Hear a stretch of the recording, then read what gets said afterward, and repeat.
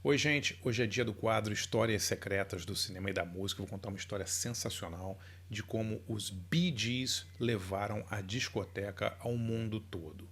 Se você curte esse tipo de quadro sobre cinema, música e livros, sempre com essa pegada mais alternativa, galera, conheça o meu site de jornalismo cultural. Eu queria convidar vocês para conhecer o site. É lá que eu concentro todo o meu trabalho de jornalista cultural hoje. Escrevo 3 textos inéditos por semana, promovo debates, cursos, workshops. Por R$ 20 por mês você tem acesso ilimitado ao acervo do site, que tem 80 cursos, 80 e poucos cursos já, e mais de 700 textos inéditos, exclusivos do site, que eu fiz nos últimos 5 anos. Dê uma olhada lá, andrebarcinski.com.br. Galera, eu estou continuando aqui minha parceria com essa marca de roupas que eu adoro, que é a Insider. Quem conhece aqui o site, quem me acompanha, já me viu muitas vezes com roupa da Insider. Eu sempre uso as camisetas da Insider, porque eu acho que caem muito bem em mim. E eles me procuraram para começar uma parceria, eu estou muito, muito feliz com isso. E a gente está fazendo uma campanha, né, uma promoção aqui para os inscritos no site. Você usando o cupom que está aqui nesse QR Code ou no link da descrição, com o meu nome, você já tem 15% de desconto no site da Insider, e isso combinado com outros descontos que você tem dentro do site pode fazer com que os descontos cheguem a 35%. É uma marca que eu adoro, sempre usei as coisas da Insider, fiquei muito feliz quando fui procurado por eles para fazer essa parceria, e você usando esse cupom você vai me ajudar também a manter esse canal. Gente, hoje eu queria falar sobre um período da música pop que me fascina demais, né? Que é o meio dos anos 70 e um acontecimento ali que foi a explosão da discoteca. Né? E é um fenômeno muito, muito interessante porque ele replica um outro fenômeno que aconteceu 20 anos antes com o rock and roll. Tá? Vamos voltar aqui 20 anos no tempo, estou falando dos anos 70, vamos voltar para os anos 50. Né? Em meados dos anos 50, um cara chamado Sam Phillips, que era dono da gravadora Sun Records, né? Ele disse uma frase super que se tornou icônica, se tornou famosa. Né? Ele falou: se eu conseguisse achar um homem branco que canta e dança como um homem negro, foi basicamente isso que ele falou, né? Canta e dança o rock ou a música do homem negro, eu ficaria rico, eu ganharia US$ 1 milhão. Né? E o Sam Phillips, ele achou esse cara, era o Elvis Presley. Né? E o Elvis Presley, famosamente, levou a música negra americana, o rock and roll, né, o rhythm and blues e tal, para um público muito mais amplo. Né? Ele levou para o mainstream americano numa época em que os Estados Unidos era um país eminentemente racista. Claro, o racismo não acabou lá, muito pelo contrário, mas nos anos 50 era muito pior. Né? E o Elvis teve digamos, a missão, né, ele cumpriu essa missão de popularizar o rock, né, de tirar o rock dos clubes e das rádios só negras onde eles tocavam. Né, existia nos Estados Unidos, inclusive, na época, paradas, né, de race records, como eles chamavam, né, discos de raça, né, ou seja, música negra. Né, e ele levou o rock and roll dos grandes pioneiros, né, Chuck Berry, Little Richard, Fats Domino, essa galera, para um público mais amplo, mais careta e um público branco. 20 anos depois, galera, 74 mais ou menos, acontece exatamente a mesma coisa com a discoteca. Exatamente a mesma coisa. Vamos pensar, no início dos anos 70, a discoteca ela meio que já existia. Ela já existia aonde? Nos clubes latinos, nos clubes negros, nos clubes gays de cidades como Nova York, como Filadélfia, como Chicago. Né? Você tinha gravadoras como, por exemplo, a Philadelphia International, né? Uma gravadora da Filadélfia, que meio que inaugurou a discoteca ali no início dos anos 70, lançou bandas como o The OJs, o MFSB, né? O Harold Melvin and the Blue Notes. Quando você ouve essas músicas, elas já são músicas de discoteca. Né? E você tinha artistas tipo Isaac Hayes, o Hughes Corporation, o George McRae, né, fazendo já o tipo de som que depois se convencionou chamar de discoteca. Né? Um som dançante, com bastante percussão, muitas vezes tinha sopro, né? Um som realmente de festa, um som festivo, um som celebratório. Né? Mas o que tinha acontecido com essa música? Ela ficou meio restrita ainda. Claro, alguns fizeram sucesso. O Isaac Hayes fez sucesso, né? O Earth, Wind and Fire no início fez sucesso também.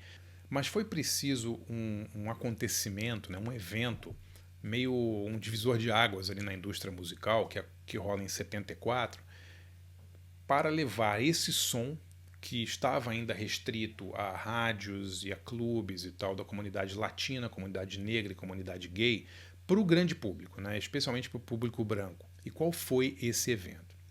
Eu vou linkar aqui o vídeo para vocês verem, mas esse evento foi a vitória do grupo sueco ABBA no festival Eurovision de 1974, quando eles ganharam com a música Waterloo.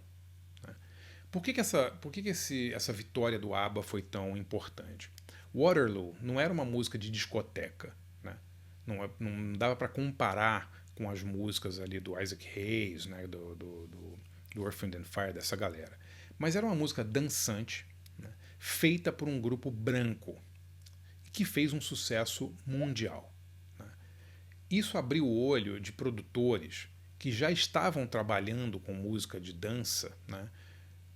para a seguinte ideia. Se eles conseguissem, a exemplo do Sam Phillips, que pegou um branco, o Elvis Presley, para adaptar o rock a um gosto médio branco, né? Se eles conseguissem fazer o mesmo com a discoteca, fazer uma discoteca branca, uma discoteca menos radical, mais comercial, eles ficariam todos milionários, e foi o que aconteceu.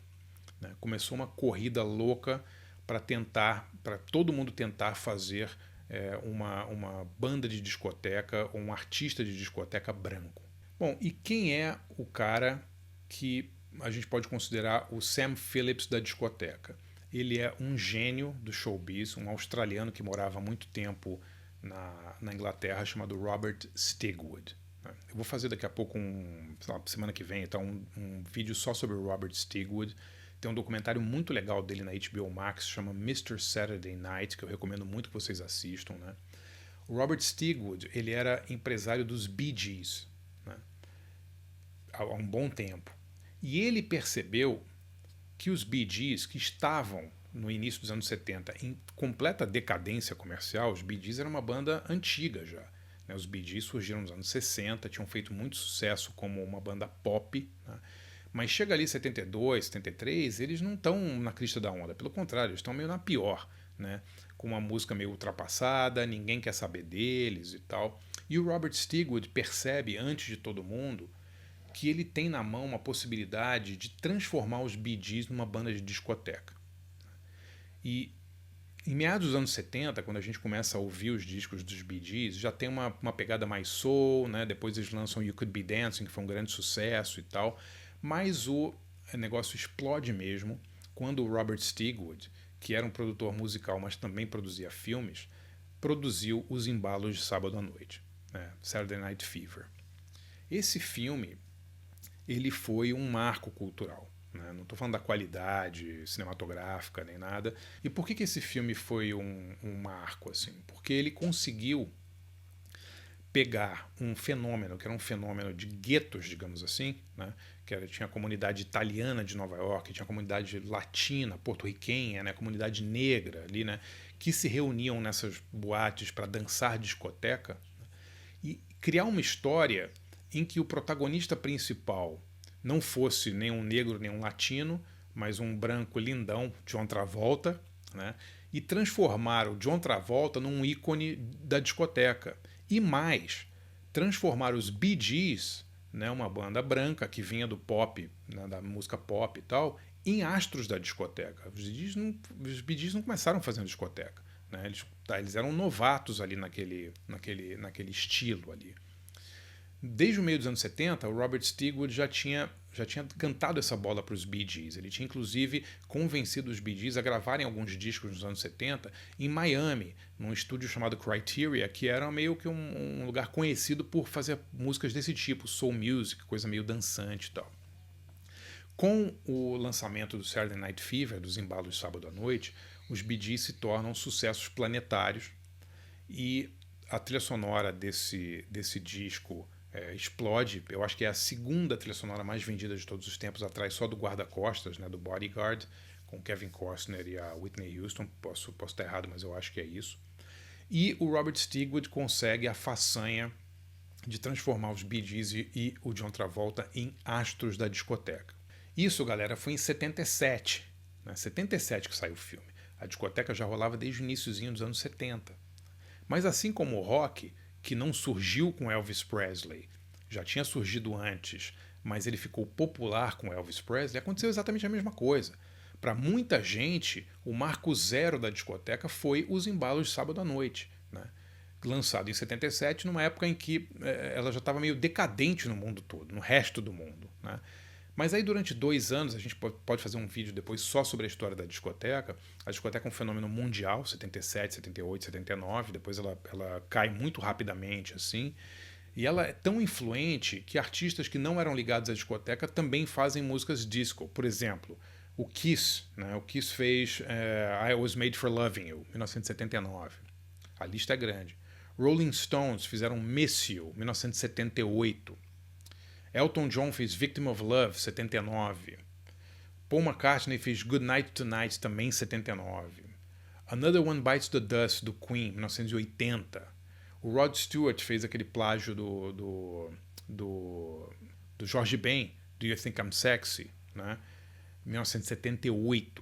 Então é incrível como que uma música surgida ali nos guetos, né? É uma música das populações marginalizadas, né? Os latinos, os negros, os gays, né? Como essa música transformada, digamos, adaptada para um gosto médio, né? Com timbres, aqueles falsetes dos Bee Gees, né? Com um branco bonitão na capa, no cartaz do filme, né? Como ator principal dos embalos de sábado à noite e tal, como a indústria musical consegue transformar uma coisa que é do underground, que é uma coisa mais alternativa, num sucesso planetário. E o que é bizarro para mim é o fato de que realmente muita gente ainda considera os Bee Gees ícones da discoteca. Quando você fala assim, disco music, a primeira foto que vem ou dos Bee Gees ou do Tony Manero, né, do John Travolta dançando. Não é do Isaac Hayes, não é da Gloria Gaynor, né? Não é dessa galera. É muito, muito, muito interessante, um fenômeno, como eu falei, igualzinho ao que aconteceu com o rock 20 anos antes. Queria fazer um convite para vocês conhecerem meu site de jornalismo cultural, andrebarcinski.com.br. Galera, por R$20 por mês, você tem um monte de benefícios. 3 textos inéditos por semana que eu escrevo só para o site. Você participa de cursos, debates, workshops exclusivos para assinantes. Esse mês a gente tem um sensacional com o Clemente dos Inocentes sobre a história do punk, por exemplo. Mês passado fizemos um sobre o Neil Young, né? E você tem acesso ilimitado ao acervo do site. Tem mais de 80 cursos e 700 textos. Dê uma olhada lá, andrebarcinski.com.br. Tenho certeza que você vai gostar.